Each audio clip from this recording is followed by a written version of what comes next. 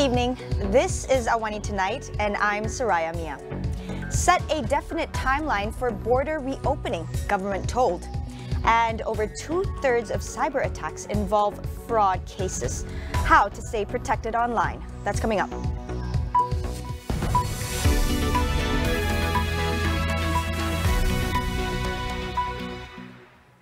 Malaysia is better prepared to deal with the surge in COVID-19 cases caused by the Omicron variant. Health Minister Khairi Jamaluddin said the situation was not the same as in June to September last year, and that the country also knows how to protect the most vulnerable. In a tweet, he said the ministry anticipated the rise in cases due to Omicron and sped up the booster program. Although the country is seeing a predicted quick rise in cases now, there is no need to panic. He added that there is a strong indication of decoupling between severe outcomes and cases. More than 50% of adults and almost 70% of the elderly have received their COVID-19 booster dose.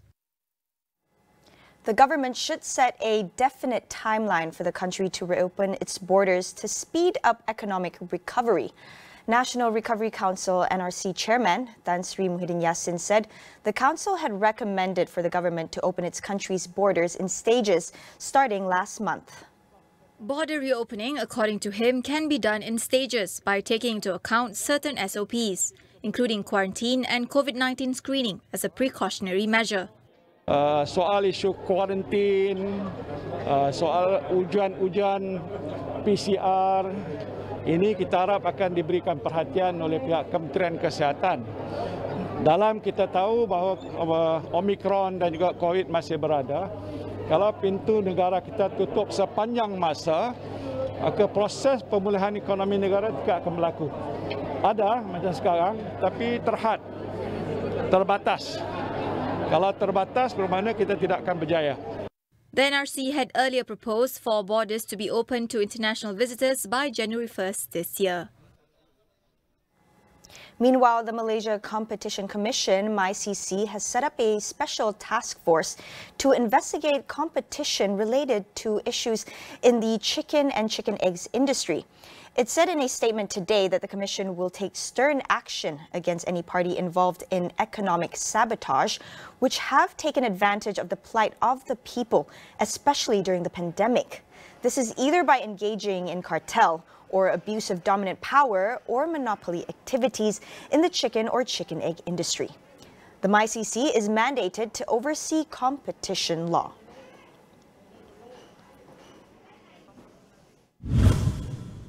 According to a report by Malaysia Computer Emergency Response Team, or MyCERT, 71% of cyber attacks reported in 2021 were related to fraud.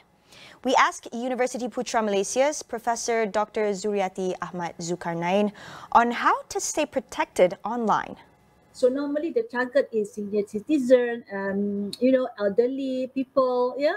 So based on the research by FBI indicates that each year, we can justify this, millions of elderly fall victim to some type of financial fraud or scams, So most of them can be sometimes they're quite emotional and lonely, and make them become extremely susceptible to scams. Seniors who are isolated, with their finances, so they are actually exposed to this kind of, social interaction, and that there where a lot of scammers come to have the relationship. So somehow they are trapped into their fraud scheme, something like that. So this is like sometimes where some it's not, that means is for everybody. Once we are online, we are quite eager or impressed, or sometimes quite interested with the investment promotion advertisement on social media that we have, sometimes like through Facebook, YouTube, WhatsApp, and WeChat. So that's one of the possible that actually make sure may actually expose most of us to this kind of attack. Social media is a hunting ground for cyber criminals. Zuriati said users must be wary about how much personal information is shared online. There is an urgent need to ensure that all of us keep being alerted, yeah, and then everybody need to be taught to be safe every time, maybe through the advertisement, through the radio, television. So this has been keep doing, yeah, secure and we have to be secure and responsible in terms of kind of internet users. So we have to make sure that all of us being keep public, aware of what is going on in terms of cyber security, cyber threat, and cyber awareness. Yeah.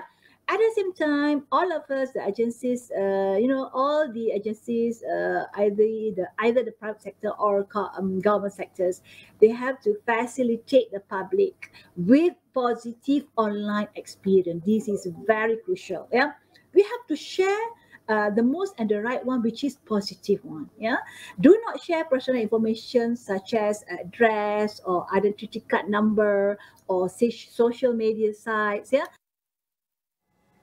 More in a few minutes. We'll be right back. Yang terjadi adalah berita, tetapi tiada siapa yang boleh bawakan yang terkini dan tergempar seperti kami. Dilihat hanya memberi wang tanpa matlamat yang tepat.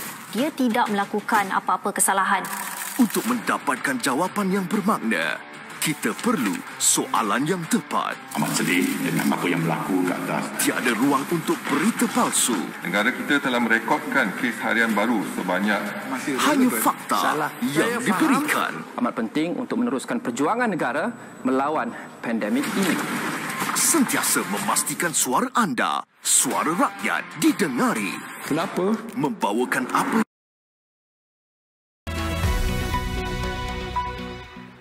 Welcome back. Pfizer and BioNTech are set to submit a request for emergency use authorization by U.S. Food and Drug Administration for use of their COVID-19 vaccines in children below 5 as soon as Tuesday.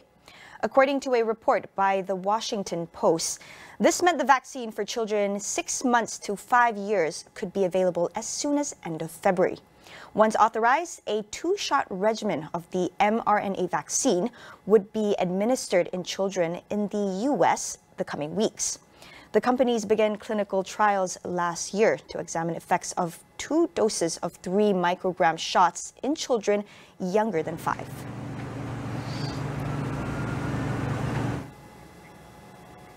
Discarded syringes, used test kits, and old vaccine bottles are becoming a threat to human and environmental health. The World Health Organization, in a report, warned that the vast amount of waste produced in tackling the pandemic is putting a huge strain on healthcare waste management systems. The report looked at the 1.5 billion units of PPE procured between March 2020 and November 2021 via the UN system, which it said was a small fraction of the global total, and most of which likely ended up as waste.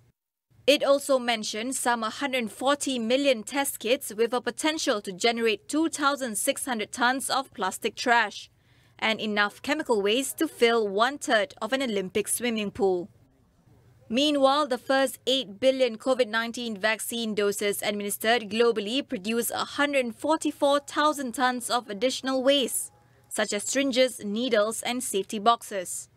The report recommended practical solutions, such as using PPE more rationally or ones that are reusable or biodegradable, using less packaging and investing in non-burn waste treatment technology. In other news, opponents of the military rule in Myanmar held a nationwide silent strike today, 1 year since the junta seized power. Despite threats of arrest, photos on social media showed normally busy streets were almost empty. Activists have called for members of the public to stay at home between 10 a.m. and 4 p.m. At the end of the strike, people will clap or bang pots, an act that is traditionally thought to drive out evil spirits and which is often used as a form of protest against the military. The junta warned the public not to join the protests and had threatened to seize businesses that participate. In the February 1st coup last year, the junta ousted elected leader Aung San Suu Kyi, triggering daily nationwide unrest. At least 1,500 people were killed and almost 12,000 arrested since the coup.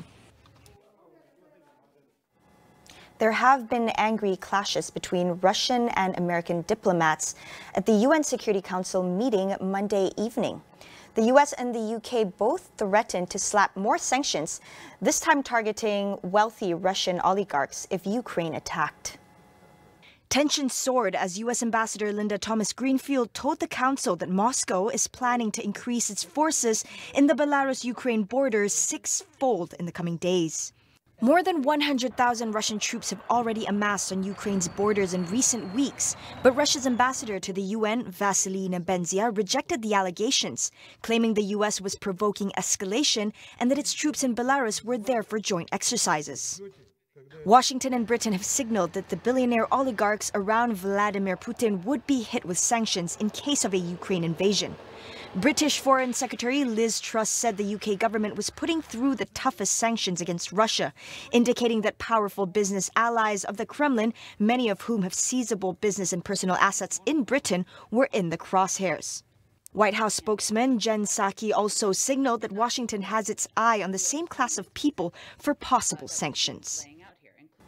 With the pandemic still casting a shadow over lives, people in China embraced a quiet Lunar New Year for the third time in a row. Many hope the Year of the Tiger will bring an end to COVID-19. In Chinese folktales, tigers protect people from evil and kill demons and ghosts. COVID-19 has also dampened travel plans of millions for a third straight year. Pre-pandemic, the celebration would see as many as 3 billion trips made across China. But that number has more than halved to 1.2 billion. While the figure remains a far cry from pre-pandemic numbers, there are still worries that it may turn into a super spreader event. Chinese citizens have been placed under strict government surveillance, with a color-coded system determining whether they can travel. The Lunar New Year in China is the world's largest annual migration of people. Widely regarded as the most important time to be with family, hundreds of millions of people make their way back to their hometowns to celebrate together. For many, celebrations this year is simply staying home, staying safe, and enjoying good food and entertainment. With the Year of the Tiger, many are hoping the symbolic power of courage attributed to the animal will help put the country on a path out of the pandemic.